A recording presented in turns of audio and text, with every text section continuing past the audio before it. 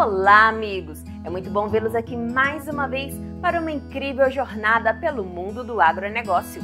O programa de hoje está repleto de coisas bonitas e interessantes. Confira só! O sucesso da produção de morangos na areia. Trigo ganha espaço cada vez maior no cerrado. A curiosa criação de emu australiano.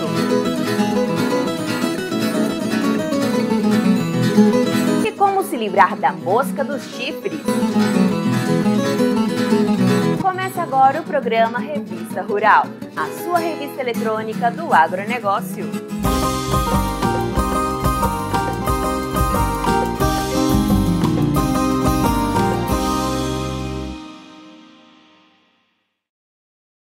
Antes de chamar a primeira reportagem, eu queria te pedir uma coisa, tá? Já clica no joinha, se inscreva no canal e mande uma mensagem aqui nos comentários. Isso ajuda a gente a fazer um programa cada vez melhor para você. Já clicou? Então vamos lá! Um novo sistema de plantio de morango pode ser um grande impulsionador da cultura numa das principais regiões produtoras do fruto no país.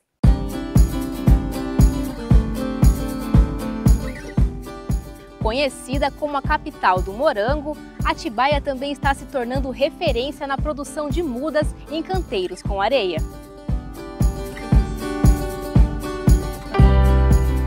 Aqui em Atibaia, um grande gargalo na produção de morango, né? Acho que não só em Atibaia, né? Acho que no Brasil todo, é a questão da muda de morango, né? Então a gente tem problema desde variedade que não são adaptadas ao nosso clima, né? Que a gente importa as variedades, né, de outros países, como Espanha, Estados Unidos, né? Aquela Universidade de Califórnia é uma grande produtora de morango, que a maioria das variedades vem de lá. Só que é desenvolvida não é desenvolvida para o Brasil, né? É para outros países e a gente traz para cá. E a questão também, né, que eu acho que além disso, né, que é o principal, é a questão da sanidade da muda, né? Hoje a gente tem bastante produtor de muda de morango e tal. Nem sempre, né, eles tomam os cuidados, né, que tem que tomar, e às vezes as mudas saem com baixa qualidade, né? Então a gente, com esse problema, né, da cadeia, a gente resolveu, né, isso há vários anos atrás, né, em 2010, né, que foi o primeiro ano de produção aqui, fazer um sistema um pouco diferente, né, adaptando, né, o modelo de produção para a gente conseguir produzir com qualidade e sanidade, né, as mudas, né. Então, de lá para cá a gente foi só evoluindo o sistema, né, e hoje, né, a gente teve um aumento grande na nossa capacidade produtiva, né? E estamos começando, estamos já produzindo muda já consagrada aí com relação à fitossanidade das mudas. Registrada no Ministério da Agricultura, Pecuária e Abastecimento no ano de 2022, a cultivar BRS DC 25 Fênix, desenvolvida pela Embrapa, apresenta diversos benefícios. Dentre eles, precocidade, rusticidade e frutas de adequado calibre ao longo da safra. E quais são as principais vantagens que essa variedade oferece para o produtor? Então, ela é uma variedade que ela tem, o sabor dela é muito bom, né? O pós-colheita dela é bom, ela é um fruto firme, né? O equilíbrio de açúcar, né? A acidez, né? Também é interessante. Ela produz, né, precoce, né, a produção dela é precoce, então você plantou ela aqui em Atibaia, né, em meados de março, né, início de março, então depois de 60 e poucos dias já está começando a produzir, né, então ela vai produzir no período que tem melhor preço, né, uma boa quantidade, frutos grandes, né, e é bem resistente a praga e doença, né. A gente até na produção de mudas aqui teve um ano que apareceu um pouco de ácaro, né? O ácaro ia nas outras variedades e na fênix não aparecia sintoma, então a gente conseguiu controlar bem também, né? Então é bem resistente. Tem como você explicar para a gente um passo a passo de como chega para vocês e como sai para o produtor? Sim. Daí aqui o nosso sistema, né, que é essa adaptação que eu falei, né, do sistema convencional, a gente produz em areia, né, em leitos de areia. Então todo ano a gente faz a desinfecção desse leito de areia, né, e as mudas que vêm para cá são sempre mudas de laboratório, né, micropropagadas, né. Então a gente tem as variedades convencionais, são micropropagadas pela CAT, no núcleo de produção de mudas Tietê, né. Então eles têm um laboratório lá, né, que foi um fomento até da associação aqui da região, tudo, né, para a gente ter também uma matriz de qualidade, né, para não trazer doença, né, logo na matriz. Então a gente pega essa matriz micropropagada livre de praga e doença, coloca nos vasinhos, né, e deixa o desenvolvimento inicial dela aqui, né, para a gente ter um cuidado um pouco maior. Ela precisa de um pouco mais de água e tudo, né, nesse início, né. Então a gente produz aqui nessa estufinha aqui. Daí, a hora que ela começa a soltar estolão, né, que a multiplicação do morango, né, ele solta essa estrutura, né, que se chama estolão. Aí ela começa a soltar os brotinhos, cada nó do estolão é uma muda que vai sair, né. Então aqui já tem 3 estolões soltados, né. Então já tem 3 potenciais mudinhas aqui, daí ela vai soltando. Então a gente consegue produzir em torno de umas 200 mudas, mais ou menos, a 300 por matriz, né, nesse sistema, né. Então, e daqui vai para areia, né. E como o produtor faz para poder ter essa mudinha para adquirir ela e quantos eles recebem mais ou menos? Quantos vasos? Olha, a gente tem em torno de uns 50 produtores, né, no nosso programa, né. Esse ano teve um aumento significativo, né, praticamente dobrou o número de produtores procurando o nosso sistema. E a gente entrega as mudas, a pessoa tem que se inscrever, né? Agora, semana passada, a gente publicou um edital de chamamento público, né, para abrir inscrições, né, para o nosso programa. Então, o produtor tem que se inscrever. Daí a gente fornece, além das mudas, né, a gente fornece serviço da patrulha agrícola, né, que é o preparo do solo, né, para o plantio. A gente fornece calcário, análise de solo, a assistência técnica e as mudas, né? E apoio na comercialização. Então a gente já está começando a colocar o morango também na nossa merenda escolar, né? Os produtores, o perfil do produtor de morango aqui em Atibaia, né? Eu acho que em boa parte do Brasil também é produtor familiar, né? Então a gente consegue adquirir esse produto na merenda escolar com preço melhor, garantia de compra, né? Então, às vezes, ele tem um preço melhor que o mercado no pico da safra, no que cai o preço, né? Então, ele tem uma alternativa a mais aí para colocar o produto. Qual o motivo que foi escolhido os canteiros de areia? O canteiro de areia, o principal, né, é fácil de fazer a desinfecção dele, né? A raiz, ela desenvolve praticamente sem empecilho nenhum, né? Então, você tem uma formação de raiz muito melhor, né? E o risco de transmitir doença para a planta também é pequeno, porque você desinfetou, né? Depois a gente faz a adubação, tudo com fertirrigação, né? Como se fosse uma hidroponia, né? Então é uma muda, ela fica isenta, né, de pragas e doenças. A areia é só na fase das mudas, depois o produtor pode escolher se ele vai adotar um sistema de solo, de hidroponia. Exatamente, né? Por exemplo, no momento do plantio, né? Daí vai sair do nosso sistema, ela vai para o solo ou para um sistema em substrato, em hidroponia e tal. Então uma outra vantagem do nosso sistema é a facilidade de arranquio das mudas, né? Que a gente produz muda fresca de raiz nua. E aqui vocês fazem o cuidado apenas com a irrigação ou tem outras coisas que são feitas também, tipo adubação da muda? Sim, a gente tem a irrigação, né? Aqui no pegamento inicial a gente usa aspersão, né? Porque ela precisa de um pouco mais de umidade e tal. A hora que ela vai para a estufa de produção, daí a gente usa fertirrigação, né? Então usa gotejo, né? Então tem 2 sistemas de gotejo, para a matriz e para o solo, para a areia. Então na matriz a gente usa um sistema separado, porque até ela começar a soltar estolão, né? E o estolão começar a absorver já nutriente da areia, demora um pouco mais. Então a gente consegue adubar só a matriz, e a hora que ela está formando, né? Daí que a gente começa a adubar as mudas na areia.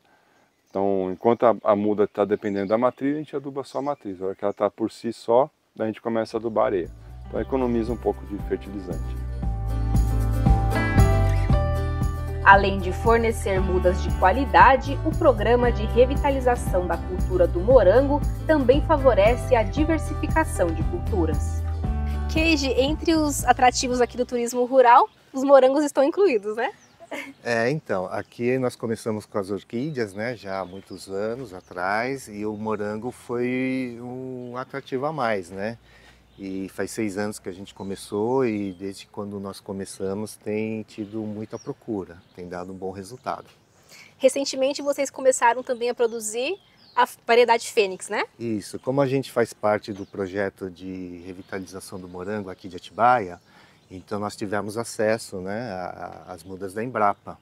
E aí a gente ganhou algumas mudas, né, para testarmos aqui nesse sistema, que o meu sistema é semi-hidropônico. Então, acharam interessante também testar nesse sistema para ver o comportamento das mudas. E qual tem sido a sua experiência? Tem sido válido, tem sido muito bom. Que para o meu negócio a gente enfatiza mais variedades de dia neutro, né? Ou seja, que ela produz o ano inteiro.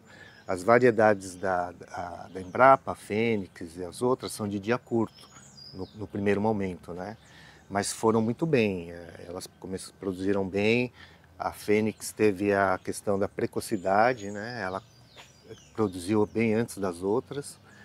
E agora que passou um pouco da fase do frio, elas vão dar uma diminuída, mas ela continua desenvolvendo. E o fruto é de qualidade? Frutos de qualidade, né? Frutos bonitos, grandes e de bom sabor. E aqui nas visitas que vocês realizam, o que acontece com os morangos? Então, aqui é o colhe e pague, né? Então as pessoas, a gente enfatiza mais a experiência. Então o turista vem aqui, tem a possibilidade de colher os próprios morangos. Então a gente vende em cumbuquinhas pequenas, a produção não é grande, então a gente limita um pouco o tamanho da bandejinha, né? É uma bandejinha que cabe 400, 500 gramas. Então o turista vem, tem que marcar um horário porque a produção é pequena e é muita procura. Então o turista marca o horário, faz um agendamento, né? Ele vem, geralmente com a família, né? Com crianças, e eles podem percorrer a estufa e colherem os morangos, né? E colocando na bandejinha. Então esse é o atrativo do local.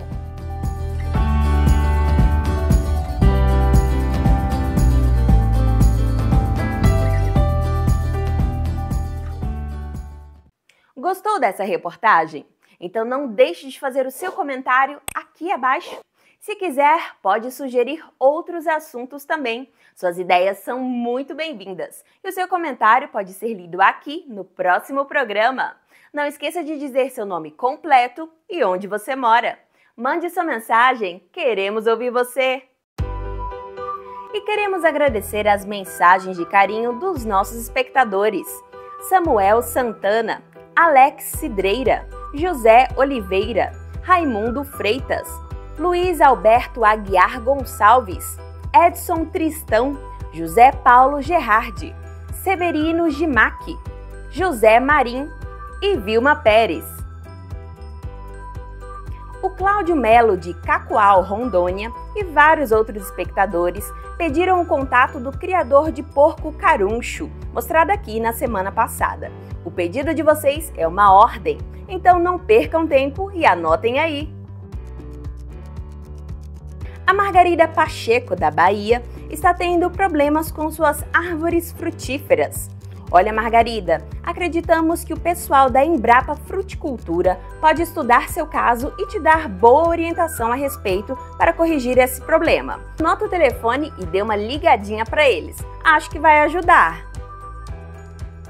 O Vitório Andrade sugeriu uma reportagem sobre o cultivo de uvas no quintal de casa. Interessante a sugestão, viu? Vamos correr atrás! E continuem mandando suas mensagens, é muito importante pra gente! Produtores de trigo de todo o país se reuniram para discutir os caminhos dessa importante cultura, que vem demonstrando grande potencial de expansão, sobretudo na região central do Brasil. O Brasil é uma potência exportadora de soja, milho e algodão. Mas e o pãozinho nosso de cada dia, hein? E o trigo? Nós dependemos da importação de países como a Argentina e Ucrânia. Mas uma parceria entre a Embrapa e produtores de trigo busca não apenas expandir a nossa produção, como também nos transformar em um grande exportador de trigo. O trigo vai seguir o mesmo roteiro da soja, né? Ele vai migrar para regiões não tradicionais. E isso aí é que representa as oportunidades para o mercado interno do trigo aqui no Brasil. De onde surgiu a ideia de transformar o Brasil em um grande exportador de trigo? Como começou essa história? Não houve um planejamento para isso, né? Isso foi uma iniciativa do setor privado, junto com a Embrapa, e em virtude das oportunidades que se abriram, né? Com o agro aqui no Brasil sendo o motor da economia, né? O grande exportador, a remuneração positiva do preço no exterior criou o interesse dos produtores aqui no Brasil de buscarem áreas maiores para o plantio, aumentarem a produtividade, aumentar a qualidade do trigo aqui no Brasil. Mas não houve uma política dirigida para isso. Foi um movimento dos produtores, auxiliado tecnicamente pela Embrapa. Para promover o desenvolvimento do setor, a Abitrigo promoveu em Atibaia o 30º Congresso Internacional da Indústria do Trigo. Algumas cultivares elas têm ampla adaptação, que elas vão desde o sul até o cerrado. Só que hoje a Biotrigo tem um programa de melhoramento genético exclusivo para o cerrado. Então, pensando em desenvolver cultivares que se adaptem realmente às características daquela região. O Brasil quer se tornar autossuficiente e, inclusive, virar um exportador de trigo. Para que a gente atinja essa meta, nós já temos as cultivares geneticamente no padrão? Com certeza, sim. Prova disso os trigos que são produzidos no sul, que hoje têm características muito boas, né, em termos de produtividade e resistências, mas também em qualidade, que isso permite que a gente exporte para mercados que são exigentes e pagam por isso, né? Então, o cerrado, com certeza, aumentando a informação aos produtores também, né, que isso se faz necessário, porque o trigo é uma cultura totalmente distinta da soja e do milho, então é preciso sim passar essas informações, então a parte técnica é necessária, mas as cultivares já estão sendo desenvolvidas e já existem cultivares que entregam toda essa característica de resistências que são necessárias e produtividade também. O que um evento como esse congresso significa para a sua empresa? É uma grande oportunidade de entrarmos no mercado de moinho.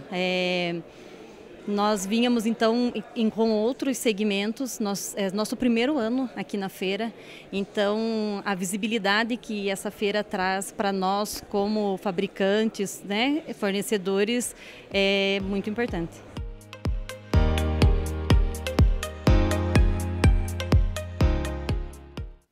Um bichinho pequenininho, mas que incomoda um bocado. A mosca dos chifres tira o sossego do rebanho e, se não for controlada de forma eficiente, pode representar grande prejuízo ao criador.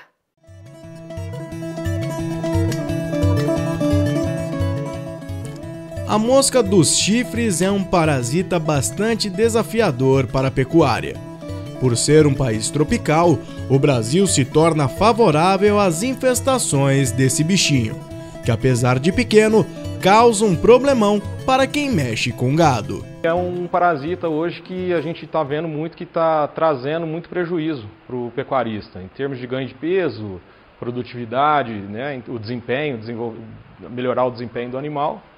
Então é um parasita hoje que tem que se pensar em controlar, fazer um manejo bem programado, um protocolo sanitário bem feito para ter bons resultados. Dados da Embrapa apontam que a praga causa um prejuízo anual de 3 bilhões de reais e pode picar os bovinos até 40 vezes em apenas um dia. Ou seja, um animal que tenha só 10 moscas pode sofrer cerca de 400 picadas. pensando hoje em pecuarista, né, no produtor, que na verdade o produtor ele tem que pensar que aquilo ali é uma empresa, ele tem que o animal tem que ser produtivo, né, melhorar o desempenho dele, e aí isso interfere no ganho, principalmente no ganho. Se a gente pensar em produtor que trabalha ali com cria, recria e engorda, o animal vai estar deixando aí de ganhar até 40 quilos, né, por fase aí durante um ano. Então esse animal vai estar perdendo peso e o produtor vai estar perdendo rentabilidade e peso do animal na hora da venda, né? Que hoje se fala em venda por quilo, né? Hoje se pensa por quilo. Então, financeiramente o produtor perde muito. Para amenizar os prejuízos, é importante que os pecuaristas se antecipem ao parasita. É isso mesmo, a prevenção é uma aliada poderosa dos produtores. Hoje o produtor ele vai ver mesmo na hora que o parasita ali, a mosca, ela já está no animal, né? Já está infestado, o bovino já está com uma carga parasitária grande, né? É onde que ele já começa a ver, né? Porque incomoda muito o animal. Então é muito mais visual. Então uma coisa que aí começa a incomodar o pecuarista, né? Quando vê o animal bastante irritado, e é onde que vai pensar em fazer um tratamento. E na verdade tem que trabalhar com preventivo, né? Já vai entrar na estação, no verão, que é o período mais desafiador, e tem que já se pensar em fazer um protocolo, já antecipar para que esse parasita não chega danificar o animal, né? Entre aspas, danificar, porque na hora que ele já está no animal, ele está ali irritando o animal, né? Fazendo com que o animal diminua o desempenho, né? O problema é tão importante que as empresas não param de criar soluções mais eficientes para o seu combate. Um dos nossos focos é sim a produção animal e a melhora da performance, mas não podemos negar que a gente propõe uma qualidade de vida absurdamente melhor. A tecnologia oferecida hoje pela companhia já vem mostrando bons resultados. Com 30 minutos após o uso do produto é absurdamente incrível o quanto o animal fica tranquilo, calmo e mostra a olho nu o quanto é legal levar essa nova tecnologia para o cliente. Hoje a mosca do chifre, tem muitos produtores que já enxergam essa tecnologia e já usa. Mas a gente vê muitos grandes pecuaristas, grandes pecuárias ainda, que às vezes não acredita, acha que é um custo, né? É uma despesa, e na verdade não é um investimento o produto. Grandes empresas hoje, ainda a gente tem trabalhado, mostrado, comprovado esse trabalho recentemente, a gente comprovou isso, que na verdade não é um custo, não é uma despesa para o produtor, é um investimento, porque ele usando a tecnologia, o animal vai produzir mais e vai ter uma rentabilidade mais.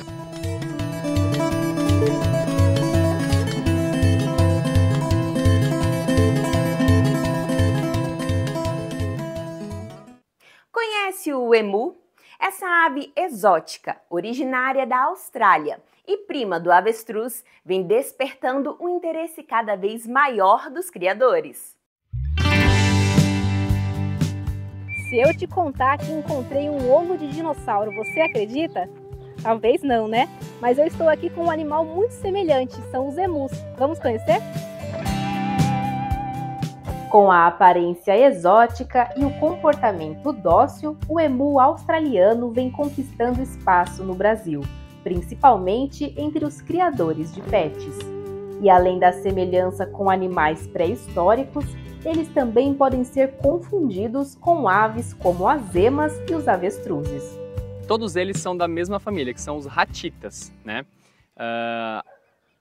O pessoal às vezes confunde que o emu é o macho da ema, mas são três animais totalmente diferentes. Então a gente tem o avestruz africano, o emu australiano e a ema, que é nossa, que é brasileira. Então são animais bem distintos, mas os três fazem parte dessa mesma família, que são as grandes aves que não voam, tá? O emu é uma ave que chega aí nos seus 1,90 m, o avestruz chega a 2,40 m e a ema é a terceira desse ranking das maiores aves. E a gente tem também um primo deles, que é a ave mais perigosa do mundo, que é o casuar, né? Que é uma ave extremamente agressiva, que também completa o quarteto aí dos ratitas. E em suas mãos?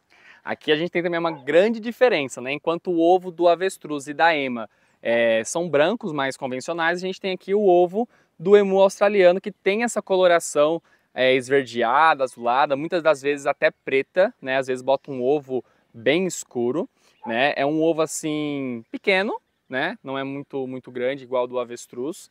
E ele tem essas rasurinhas, né, nessa coloração, que quando ele não é utilizado para incubação, ele é vendido para artesanato. Então as pessoas vêm raspando essa parte azul e vai tirando a parte branca. E aí eles conseguem fazer desenhos, aquelas coisas lindas dentro, em cima da casca do ovo, né? Então é um ovo que a gente fala de dupla aptidão, né? Se ele não nasceu, o filhotinho, ele é utilizado para artesanato, tá? É um ovo aí que ele é botado na média de 540 a 620 gramas, né? Curiosidade sobre o ovo. O avestruz eu consigo fazer a ovoscopia. Ovoscopia é como se fosse uma ultrassom do ovo. Então eu coloco ele num foco de luz, acendo ele e aí lá dentro eu consigo ver o desenvolvimento embrionário do avestruz, da galinha, do ganso, do pavão. Como a casca do emu é muito escura, a única maneira de eu acompanhar a incubação do ovo é pesando. Então eu peso, aqui a gente marca, ó, 0,3, então esse é o ovo 3 da chocadeira. Peso ele inicialmente, ele está lá com 600 gramas. Depois de 10, 15 dias, eu preciso que esse ovo esteja mais pesado, porque tem alguma coisa se desenvolvendo aqui dentro. Se ele diminui, é porque ele desidratou e não tem nada. Se ele aumentou, eu mantenho ele na chocadeira, porque ali eu percebi que ele está desenvolvendo um filhote. E a incubação dura de 50 a 60 dias. Você estava comentando que eles podem ser chocados pelos machos, mas aqui vocês não fazem isso, né? Exatamente. A maior curiosidade que tem dos emus australianos é que quem faz a incubação são os machos e não as fêmeas. Então, a gente costuma dizer que em cativeiro a criação é diferente de outros animais. É 2, 3 machos para uma única fêmea. Porque a fêmea ela não tem muito esse vínculo com o ninho. Então ela bota 4 ovos ali, 5 aqui, 6 ali, e os machos presentes naquele ambiente vêm adotando esses ninhos. E aí eles fazem a incubação, né? A gente não costuma ter essa prática de deixar os machos chocarem aqui por uma questão deles ficarem 50, 60 dias sem se movimentar, sem se alimentar direito, sendo que a gente consegue colocar na chocadeira, né? Então na chocadeira a gente tem essa possibilidade, né? Então a gente prefere colocar eles dentro da chocadeira para evitar que o macho passe por esse momento de incubação, né? Esse é o macho, por exemplo, aqui do nosso plantel. Qual o objetivo que vocês buscam em pegar de outros criatórios? Tem alguma característica que vocês querem desenvolver? Na verdade, como é uma criação que tem pouco no Brasil, acaba que se sai todos do mesmo criador, todo mundo tem o mesmo sangue, a mesma genética. Quando a gente busca de criatórios longe, a gente quer justamente evitar a consanguinidade, né? Então, os meus botam ovos, a gente dificilmente choca os nossos ovos, porque eu já tenho essa genética. Então, a gente passa os ovos para frente e eu trago de outros lugares para a gente poder ter genética diferente. Os emus, eles não têm características como o mini porco, por exemplo, ou a mini cabra, que eu preciso diminuir, aumentar, trocar a cor. Eles são isso. O que eu preciso fazer é só simplesmente reproduzir, aumentar.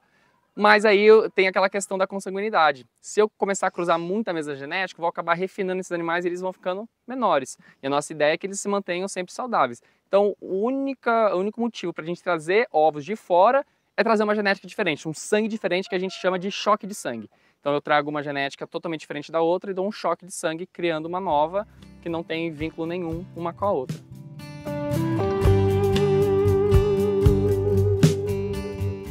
Para diferenciar de macho e fêmea, tem como?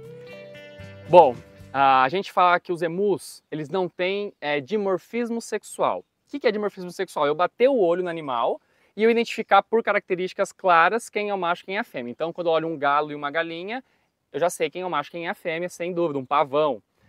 Os emus não têm diferença nenhuma um do outro, né? Eles são idênticos, então eles não têm esse dimorfismo. Como eu sei? Exame de sangue.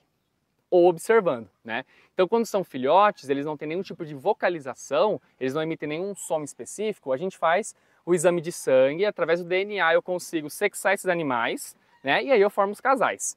Aqui, quando adultos, eu já consigo pela vocalização. Então, a fêmea ela faz um som de tambor, né? Então ela faz tum, tum, tum, tum, tum. Então eu sei que ela é uma fêmea, e esse som, não sei se deu para captar, é o macho, que a gente chama de grunhido do dinossauro, faz crrr, né? Então o macho faz esse som e a fêmea toca o tambor.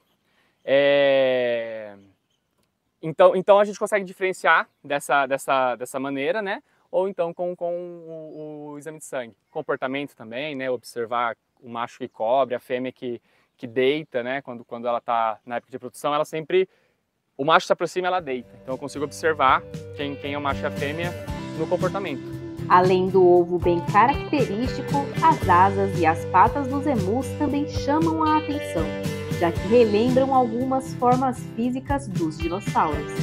O emu é o animal mais próximo que a gente tem do dinossauro, mais do que lagartos e galinhas e tal.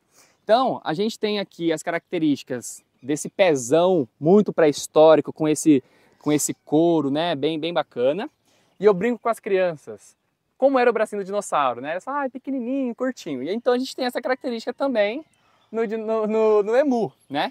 Então aqui a gente tem um membro com osso mesmo, né? Então como se fosse um bracinho. E na ponta a gente tem uma unha, né? Que se assemelha muito com um dedo. Então os dinossauros tinham 3 dedos, né? Estudos dizem que na evolução ela foi perdendo esses dedos e ficou só com um. Então ela não tem uma asa diferente do avestruz, que tem uma asa comprida, bonita. Ela tem só o cotoquinho aqui dos 2 lados. Então é muito característico do que a gente conhece como dinossauro, né? E aí a gente fala assim, mas dinossauro tinha pena? Ninguém vai saber. Ninguém estava vivo para ter certeza se tinha ou não, né? E tem estudos dizendo que sim. Então o emu é muito parecido com o dinossauro. Penas, o pezão, né? A asinha e o ovo pré-histórico, aquele ovo verde que a gente vê em filme, né? Ele bota esse ovo bonito. Um outro ponto, falando dos pés, é o cuidado que a gente tem que ter com esses animais, tá?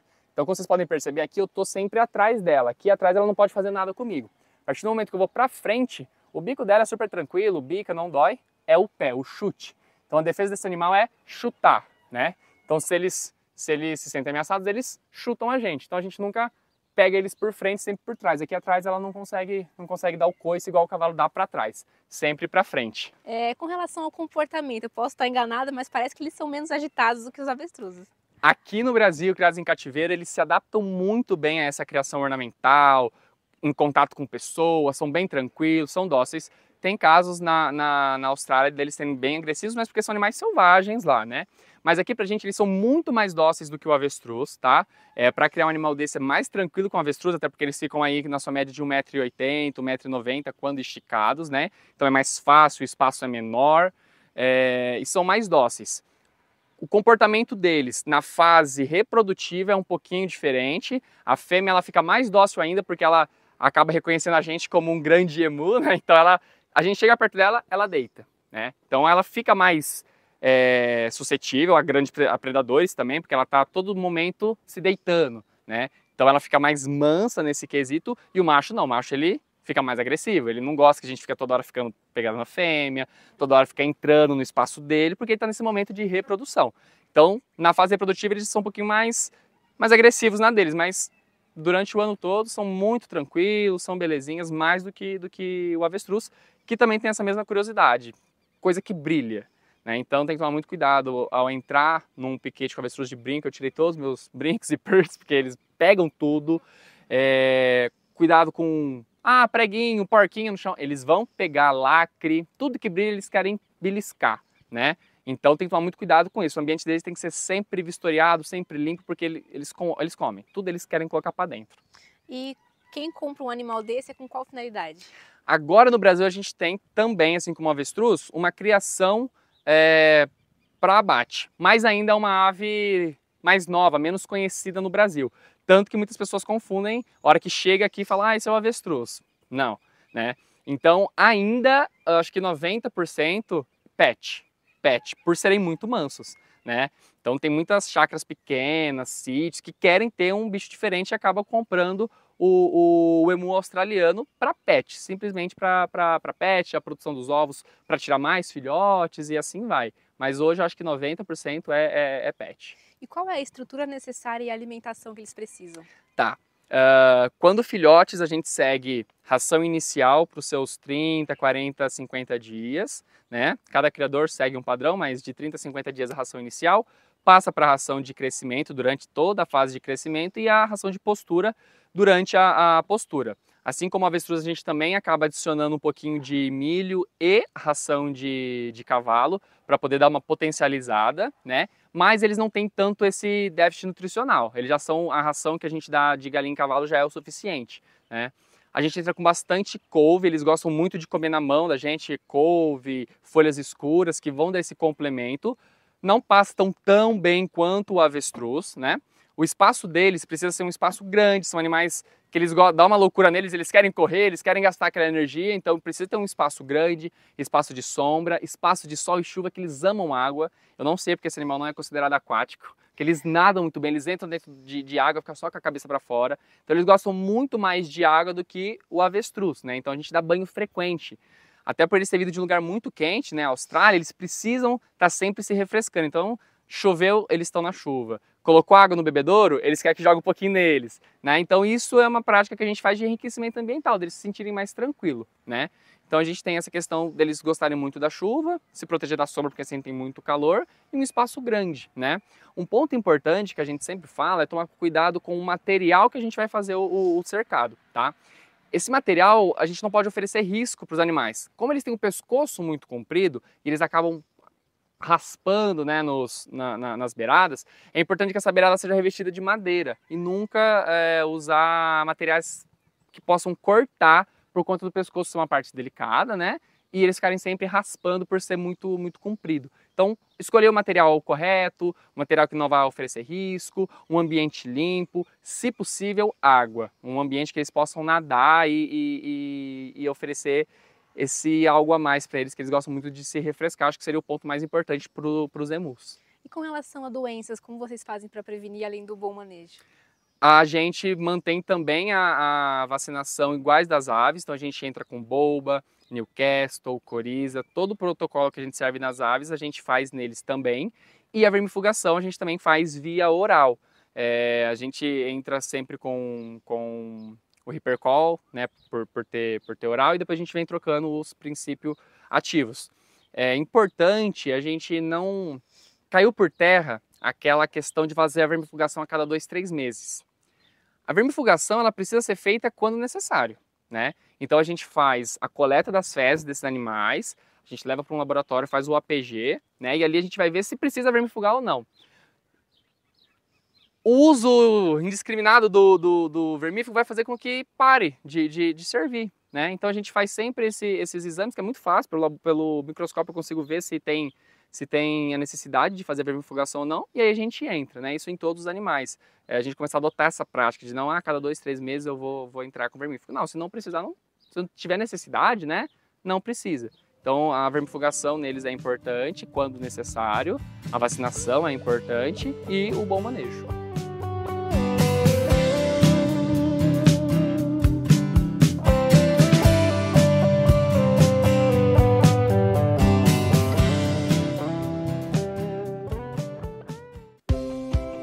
Você que está assistindo o nosso programa através do YouTube, queria te pedir uma coisa. Clica no joinha, se inscreva no canal e deixe uma mensagem aqui nos comentários. Isso nos ajuda muito a produzir um programa cada vez melhor e mais interessante, tudo especialmente para você.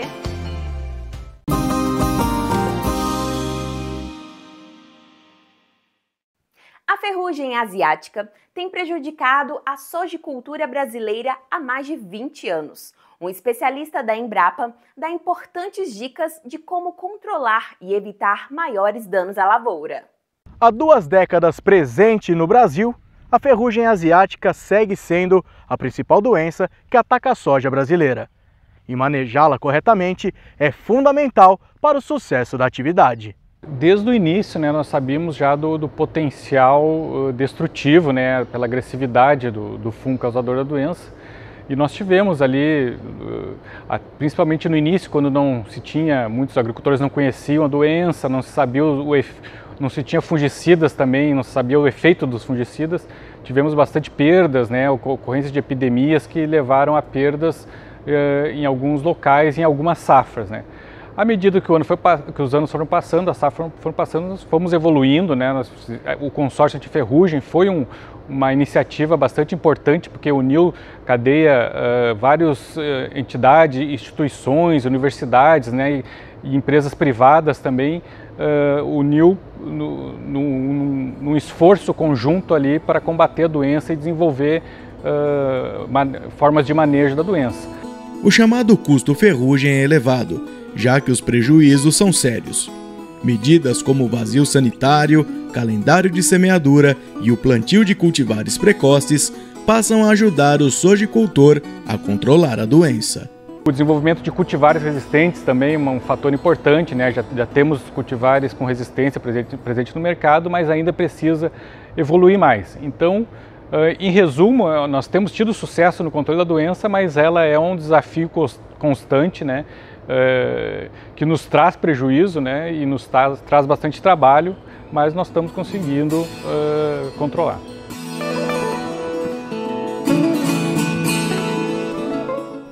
Para conhecer melhor as características da doença e buscar métodos de controle cada vez mais efetivos, a Embrapa Soja, ao longo de todo o ano, realiza pesquisas em sua unidade localizada na cidade de Londrina, no Paraná. Aqui nós temos, eu vou mostrar algumas plantas com sintomas, né, porque na lavoura ainda não temos, não identificamos, as plantas estão menores. Aqui na Casa de Vegetação, para pesquisa, né, a partir do momento que termina o vazio sanitário aqui no Paraná, que é em 10 de setembro, nós começamos já a fazer pesquisa novamente com ferrugem, aqui principalmente para desenvolver materiais com resistência, né? E então aqui eu posso até mostrar aqui para vocês esses sintomas, veja, esses amarelecimentos aqui, tudo já é causado pela ferrugem, né? Você vê aqui em cima ainda as folhas estão saudáveis, bem verde, mas embaixo já tomadas por essas pontuações aqui, né? Que é todo o fungo. E embaixo, se você observar com lupa, você vai ver as lesões esporulando, né? Soltando aquele pozinho minúsculo que é a fonte de disseminação. Depois de fazer a inoculação no mês de setembro, os pesquisadores não precisam inocular mais as plantas. É só manter a umidade, né, manter a aspersão, que os novos ciclos do fungo vão ocorrendo naturalmente, né, e a doença a gente pode fazer a seleção dos materiais quanto à resistência. No manejo da soja, outro ponto bastante importante é que os produtores evitem a quebra de resistência dos produtos registrados no mercado. É tudo um manejo integrado, né? Os fungicidas têm sido, né, uma das principais formas desde o início de se controlar a doença, né? Porque como ela é uma doença foliar, você vem e pulveriza fungicida e ajuda a controlar. Mas não é um controle 100% eficaz, né? Até porque os produtos não têm 100% de eficiência. Muitas vezes também a tecnologia de aplicação ela não permite que toda a folha, toda a planta seja atingida, né? Você tem um sombreamento de folhas, né? Na lavoura você tem o fechamento das linhas, então você não consegue uma 100% de cobertura das plantas. Então, ele não é 100% eficaz. Então, você precisa de todo um conjunto de medidas, né? Começando já na entre-safra, antes de plantar a soja, que é o vazio sanitário. Estimativas apontam que o custo ferrugem tem ficado em torno de 2 bilhões de dólares por ano no Brasil. Associada às outras recomendações, o uso de cultivares resistentes devem ser adotadas no campo, uma vez que, apesar de não serem imunes à doença, atrasam sua multiplicação e evitam o amarelecimento drástico das folhas. Também ajuda o controle químico, né? E tudo isso melhora o controle, ajuda no manejo da resistência, né? Nós temos também alguns produtos, basicamente dois tipos de produtos, os sítio específicos, que são mais eficientes, mas são os que o fungo apresenta resistência. E os multissítios, esses aí eles não são tão eficientes, embora também tenham uma eficiência em torno de 50% a 60% de eficácia, mas eles não estão sujeitos à resistência. Então, a mistura desses dois tipos de produtos, né, esses dois tipos de fungicidas, tem ajudado também no manejo dessa resistência.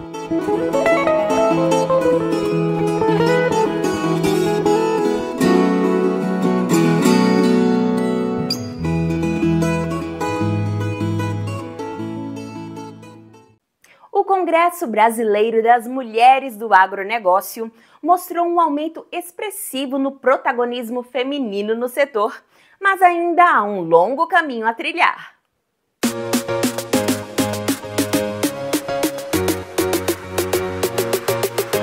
A oitava edição do Congresso Nacional das Mulheres do Agronegócio aconteceu em São Paulo nos dias 25 e 26 de outubro, trazendo representatividade e mostrando as principais tendências do setor.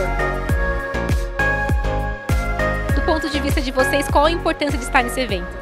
Para a gente é fundamental, a gente vem empoderando mulheres dentro da nossa empresa e a gente entende a importância que a gente tem de dar voz para essas mulheres, representatividade importa e é muito importante a gente criar esse espaço de convivência, comunicação, para a gente avançar no agro junto com as mulheres, né? E as mulheres têm um papel fundamental no agro. A gente tem um compromisso global de atingir a paridade de gênero, ou seja, 50% de mulheres na liderança até 2030. E esse desafio é compartilhado com todos os negócios e em todos os países. O Grupo Jacto, ele preza muito pela sucessão familiar, né? Conta pra gente quais são os segredos, quais são os pontos que vocês enfatizam. Meu Deus! Segredo, eu acho que é perseverar no objetivo que você colocar como uma família empresária, é você persistir e seguir.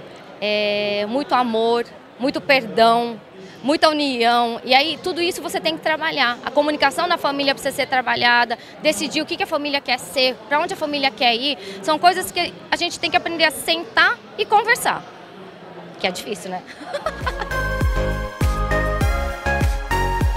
As mulheres do agro vêm ganhando cada vez mais destaque e o trabalho delas vem sendo reconhecido. Comigo está a Flávia, que foi uma campeã. Flávia, conta pra gente com o que você trabalha. Olá, eu sou produtora rural, cafeicultora do Norte Pioneiro do Paraná, em Jacarezinho, na Fazenda Califórnia.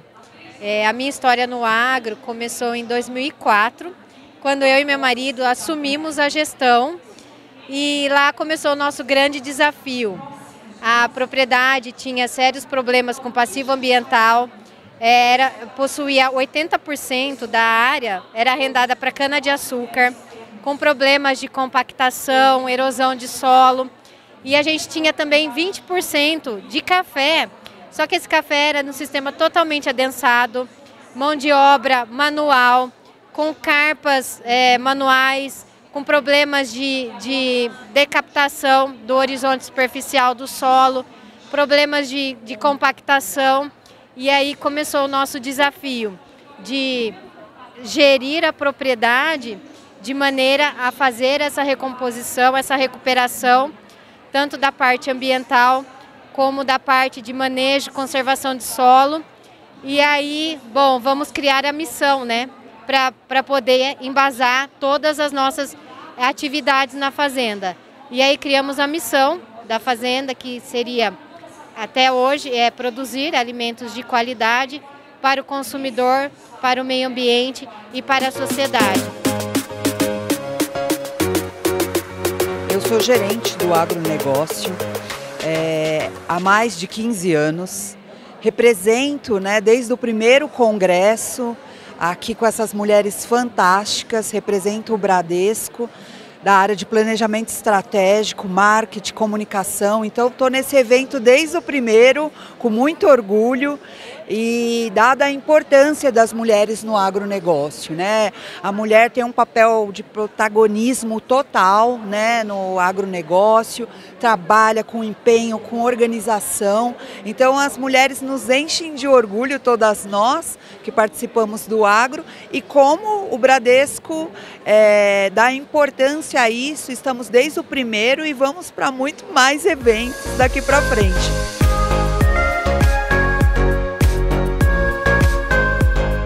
Conta pra gente como a UPL enxerga estar aqui nesse evento. A mulher no agronegócio tem ganhado muita força, hoje, de 5 milhões de propriedades, elas já estão na frente de 1 milhão, então, mais de 20% e só cresce, com tecnologia, com sucessoras vindo aí, elas estão mudando o agro. E a UPL também é uma empresa nova que vem mudando as maneiras de fazer as coisas no agronegócio. Então, para a gente é super importante estar aqui, é super estratégico estar perto dessas mulheres. E a gente não tem dúvida de que as mulheres nos ajudam muito a fazer a agricultura mais sustentável, que é um dos propósitos da UPL. A gente já veio aqui como participante. Agora nós fizemos um passo, o primeiro de muitos, é muito importante para nós. 20% do rebanho hoje está na mão de mulheres e mais ou menos 48% do rebanho estão num casal onde a mulher participa. A Massuda é uma empresa genuinamente brasileira e ela está focada em servir a pecuária. E a mulher hoje é um grande diferencial. Quem vai mudar todo o agronegócio brasileiro serão as mulheres. Cada vez que eu venho no evento deste, aí ontem eu também estava em outro, é algo assim transformador. De verdade, eu acho que todas nós deveríamos estar em momentos como esse para despertar um nível de consciência do nosso poder.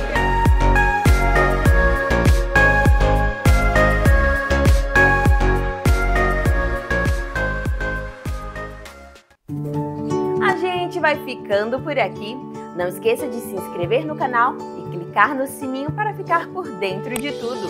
Uma semana abençoada para você e até a próxima!